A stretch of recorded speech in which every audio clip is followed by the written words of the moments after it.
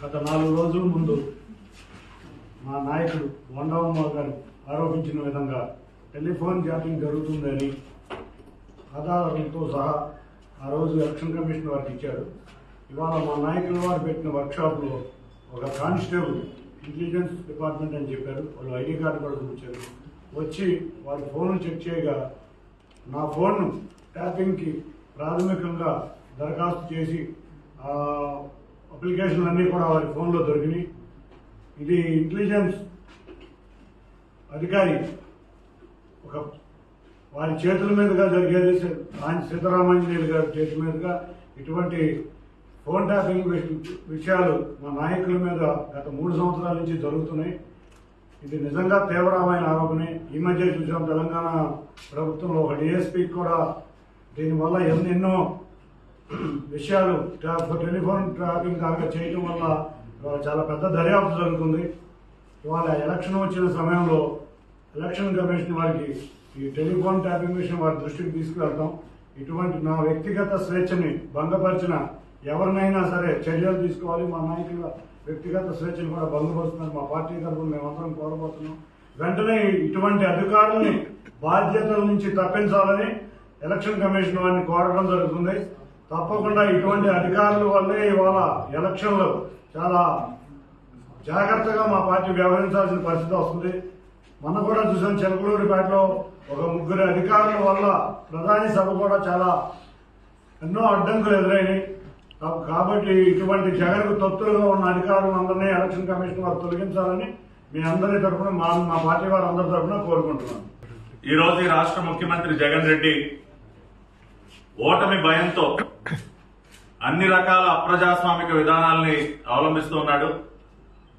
మొన్ననే మా party పాలిట్ bureau సభ్యులు బొండమ్మ స్వయంగా గవర్నర్ గారు ఫిర్యాదు చేయడం జరిగింది. ఈ రకంగా ఫోన్ ట్యాపింగ్లు కానివ్వండి, షాడో పార్టీలు పెట్టి మా పార్టీ నాయకులను వెంబడించడం కానివ్వండి, ఇటువంటివన్నీ కూడా జరుగుతున్నాయి. మోడల్ కోడ్ ఆఫ్ కాండక్ట్ వచ్చిన తర్వాత కూడా కొంతమంది అధికారులు నిస్సిగ్గుగా ఇంకా తాడేపల్లి ప్యాలెస్ మోచేతి నీళ్లు తాగుతూ ఈ రకమైనటువంటి విధానాలకు పాల్పడుతున్నారు.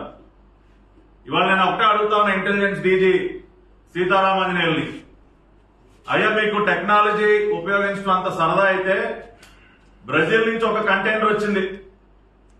ఆ కంటైనర్ తెప్పించింది ఎవరు, తెప్పించిన వారు మనకి ఎవరున్నారో వాటిపైన శ్రద్ధ పెట్టండి సార్. మీ దగ్గర అంత పెద్ద టెక్నాలజీ ఉంటే దానిపైన ఉపయోగించండి. మన బిడ్డల భవిష్యత్తు కాపాడటానికి ఉపయోగించండి. దానిపైకి మీ దృష్టి వెళ్ళదు. సిగ్గుపడాలి మీరు.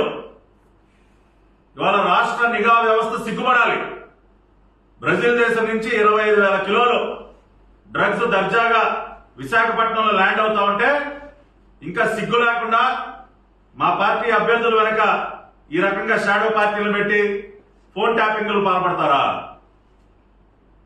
తీయండి, కాల్ రికార్డ్స్ తీయండి. విశాఖపట్నం పోర్టులో సిబిఐ అధికారులు కంటైనర్ ని తనిఖీ చేస్తా ఉంటే రవిశంకర్ అయ్యన్నారిని అక్కడికి అధికారులు ఎవరు పంపించమన్నారో, ఎవరు ఫోన్ చేశారో, తాడేపల్లి కొంప నుంచి ఏ ఫోన్ ఎట్టెళ్ళిందో తీయండి, రికార్డ్స్ చూద్దాం. మీ దగ్గర టెక్నాలజీ ఉపయోగించి సంధ్య ఆక్వా ఎక్స్పోర్ట్స్ ఎండి ఆయన కాల్ రికార్డ్స్ తీయండి, ఆయన సోదరుడు కాల్ రికార్డ్స్ తీయండి. 5 సంవత్సరాలుగా ఇన్ని ఘోరాలు నేరాలు జరుగుతూ ఉంటే ఒక్క దానిపైన కూడా మీ దృష్టి వెళ్ళదు. ఎర్రచంద్రం స్మగ్లర్లు మొన్న ఒక పోలీస్ కానిస్టేబుల్ ని చంపేశారు. ఏమంటే సీతారామాంజనేయులు గారు ఏమైనా దర్యాప్తు చేశారా? చిత్తూరు జిల్లాలో ఒక పోలీస్ కానిస్టేబుల్ చనిపోయాడు సార్. ఏమైపోయింది మీ ఇన్వెస్టిగేషన్? ఏం చేస్తా ఉంది మీ నిఘా వ్యవస్థ? పోలీసులు ప్రాణాలు కోల్పోతా ఉన్నా కూడా మీకు దానిపైన దృష్టి వెళ్ళదు. ఎంతసేపు తాడేపల్లి కొంపలో బూట్ పాలిష్ చేయడం, ఈ రకంగా మా పార్టీ నాయకులు వేధింపులు గురి చేయడం తప్పితే రాష్ట్రానికి పనికొచ్చే పని ఒకటన్నా చేశారా? ఇవాళ ప్రజలు అందుకనే కాకి యూనిఫార్మ్ చూసి సిగ్గుపడతా ఉన్నారు. పోలీస్ వ్యవస్థ పైన నమ్మకం పోతా ఉంది.